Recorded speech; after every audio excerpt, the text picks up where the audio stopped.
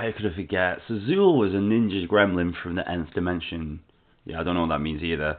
But he wasn't quite a ninja yet, so he's been sent to Earth to prove himself by helping us mere Earthlings in an attack against some candy monsters.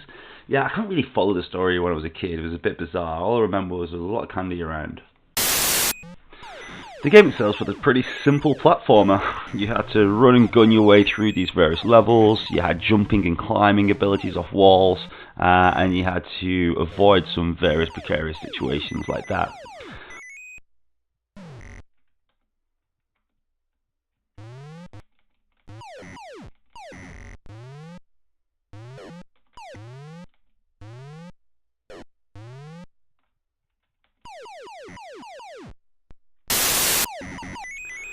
Zool was developed by Gremlin Interactive, who at the time were developing a load of Amiga games, such as the Lotus racing games, Nigel Mansell's one, Premier Manager, and actually Hero Quest as well, so they had quite a back catalogue.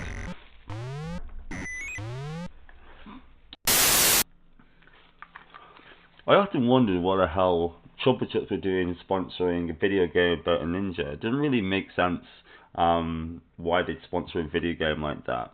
And it only got me thinking about, sponsorships in video games just generally. Do they actually work? Do people, actually buy products that they see just sponsored in a game? I don't think it worked on me. Zool wasn't the other game that had corporate advertising throughout.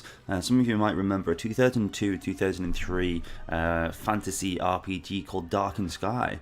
Now, Darkened Sky, on the face of it, looked like a pretty kind of normal, run-of-the-mill kind of fantasy magic-based game. As you progressed, your character performed magic using these special coloured gems or candies that were the colour of the rainbow. Yes, it was licensed by Mars, and the candies were Skittles. Really, really bizarre mashup. Not sure what they were thinking with this one. Some corporate games weren't as subtle as Darkened Sky. Take McKids, for example. It was also known as McDonald Land, I think it was. I used to play this as a kid. It came out on the Amiga. And basically, you were just two kids running around this universe, collecting huge corporate golden arches to power yourself up and fight against the various McDonald's creatures, such as the Hamburger and people like that. This was real in-your-face advertising, and I don't think today McDonald's would actually get away with something like that. Advertising today in games is a lot more subtle. Weirdly enough, during my research for this game, I found that there was actually some young children's novels around Zool release as well. So I'm going to try and find those and see if they're actually any good. Now, does anybody want a chupa chup?